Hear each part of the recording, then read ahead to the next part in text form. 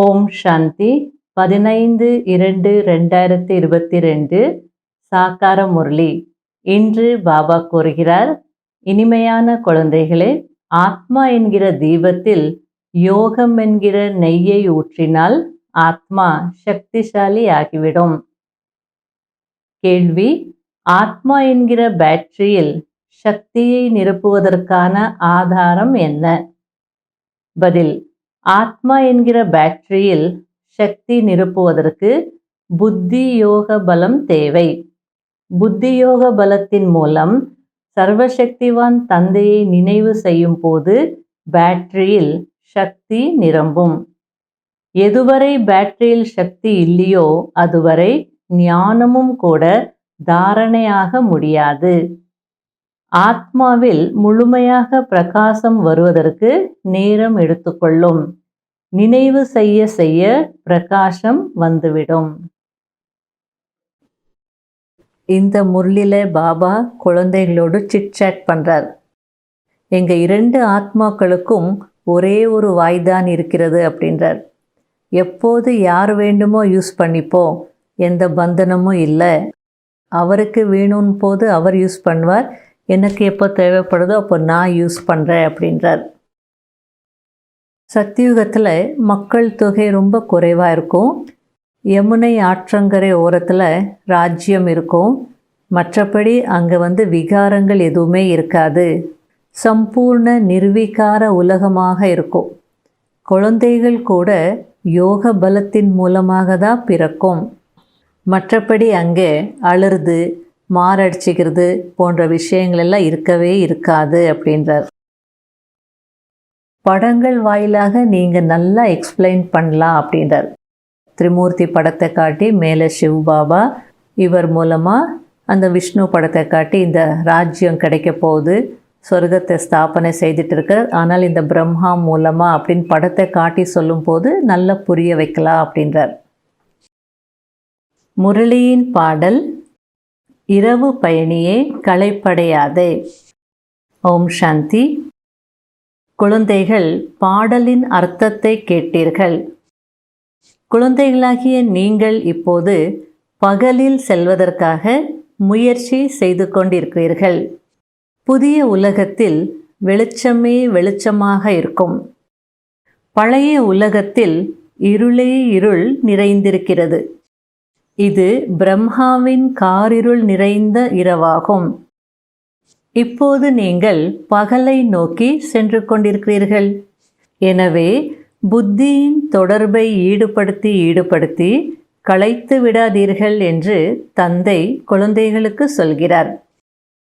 அழகா பாபா புரிய வைக்கிறார். இரவு பயணியே களைப்படையாதே அப்படின்னா இங்கே புத்தி யோகத்தை பற்றி பாபா சொல்கிறார். பகலை நோக்கி போயிட்டுருக்கீங்க, அங்கே வெளிச்சமாக தான் இருக்கும். ஆனால் இது இருள் நிறைந்த உலகம். ஆகையால் புத்தி யோகம் பாபா கிட்ட செல்வது கொஞ்சம் கஷ்டம்தான். அதனால் புத்தி யோகத்தை பாபா கிட்ட ஈடுபடுத்துகிற விஷயத்தில் களைப்படையாதீங்க அப்படின்னு சொல்கிறார். எவ்வளவு நீங்கள் யோகா செய்கிறீர்களோ அவ்வளவு பிரகாசம் ஏற்படும். ஆத்மா என்ற தீபத்தின் அணைந்து போன சுடர் விட்டு கொண்டே இருக்கும். அந்த மின்சாரத்தில் உடனே கரண்ட் வந்துவிடுகிறது. ஆனால் ஆத்மாவில் முழுமையான வெளிச்சம் வருவதற்கு கொஞ்ச காலம் தேவைப்படுகிறது. இறுதிக்கு செல்ல செல்ல முழுமையாக வந்துவிடும். யோகா செய்து கொண்டே இருக்க வேண்டும். காரின் பேட்டரியை இரவு முழுவதும் சார்ஜ் செய்கிறார்கள். அதுபோல இதுவும் கார்தான். இதில் இப்போது எரிபொருள் தீர்ந்து விட்டிருக்கிறது. அதாவது சக்தி குறைந்து விட்டிருக்கிறது. சிவ் பாபாவை பவர்ஃபுல், சர்வசக்திவான் என்று சொல்லப்படுகிறதல்லவா? புத்தி யோக பலம் இல்லாமல் இந்த பேட்டரியில் சக்தி வர முடியாது. சர்வசக்திவான் பாபாவிடம் யோகம் வைப்பதினால்தான் பேட்டரி முழுமையாக நிறையும். பேட்டரியில் சக்தி நிறையாமல் ஞானமும் தாரணை ஆகாது.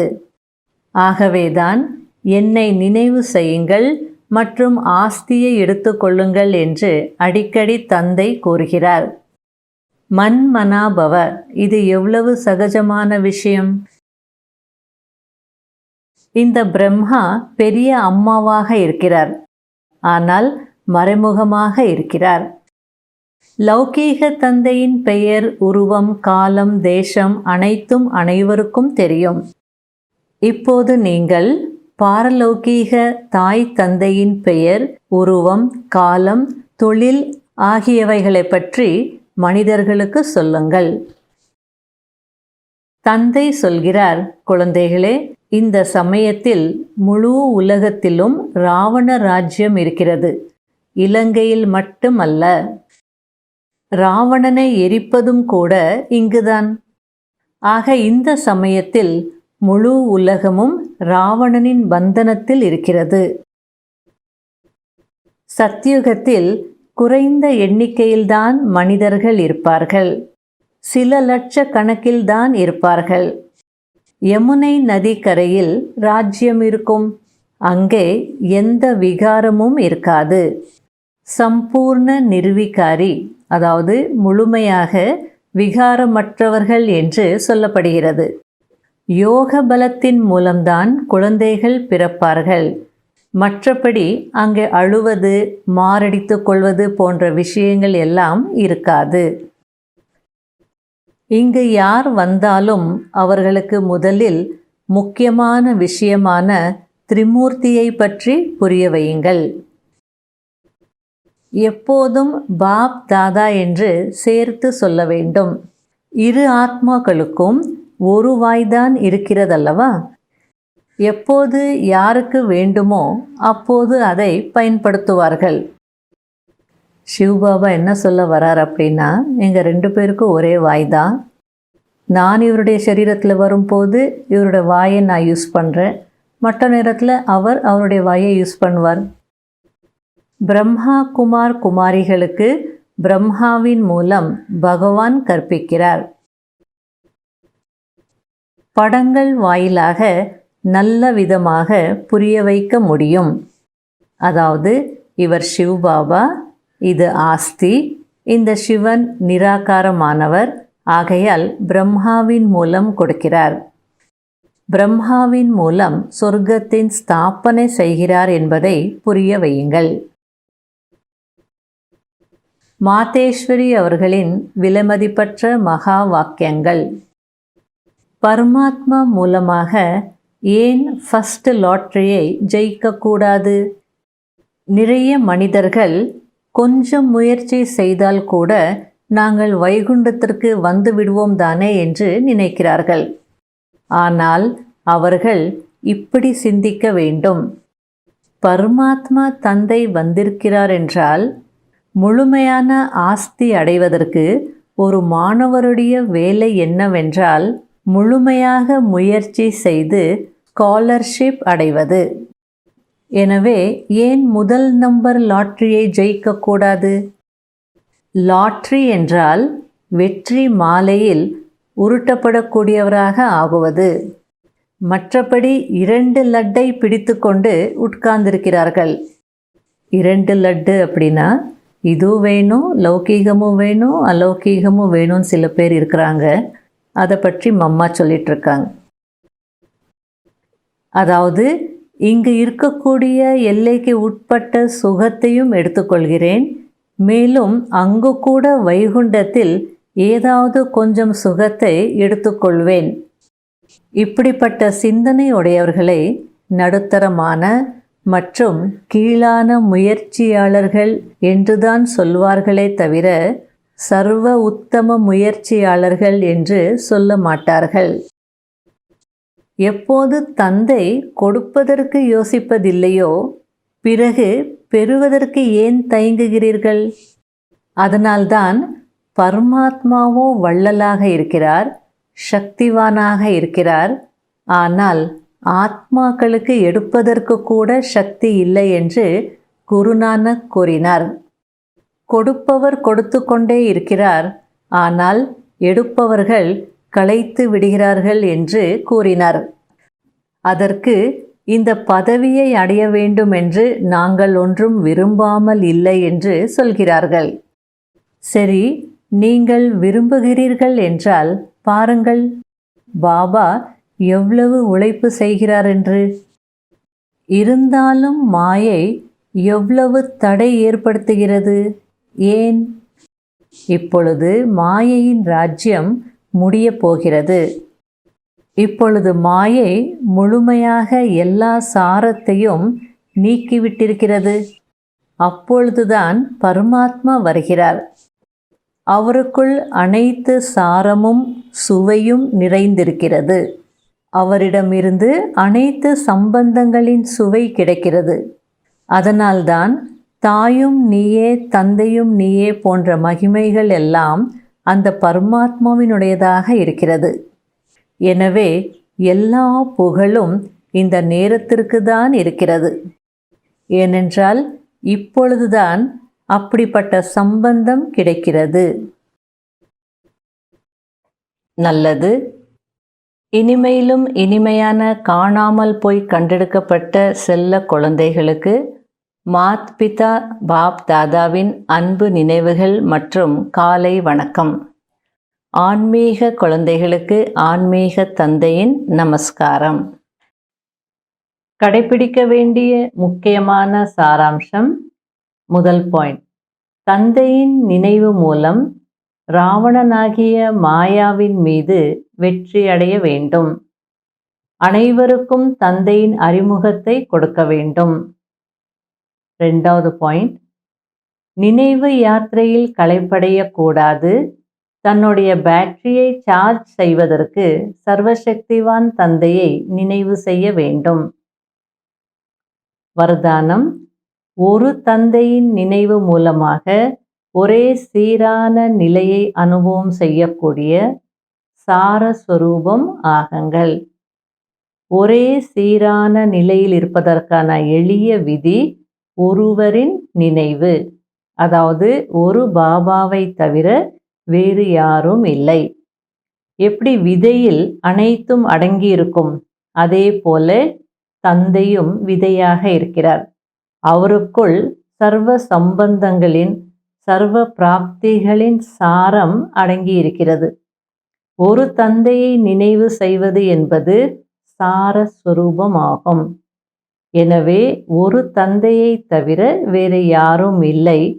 இந்த ஒருவரின் நினைவு ஒரே சீரான நிலையை உருவாக்குகிறது. யார் ஒரு சுகமளிக்கும் வள்ளல் தந்தையின் நினைவில் இருக்கிறார்களோ அவர்களிடம் துக்கத்தின் அலைகள் ஒருபோதும் வர முடியாது. அவர்களுக்கு கனவுகள் கூட சுகத்தினுடைய, குஷியினுடைய, சேவையினுடைய மற்றும் சந்திப்பை கொண்டாடும் கனவுகள்தான் வரும்.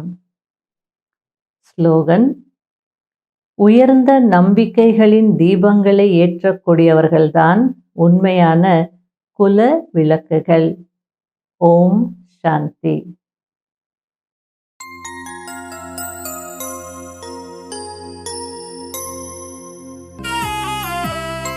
கண் கொண்டு கண்டேன் உன்னை, ஞான கண் கொண்டு கண்டேன் உன்னை. கண் கொண்டு கண்டேன் உன்னை, ஞான கண் கொண்டு கண்டேன் உன்னை. தேனொழுகு இந்தன் முகவரி சொன்னாய், பாலொழுக அன்பு குழந்தாய் என்றாய். மனதின் பாரம் போக்கும் முந்தன் மொழிகள்,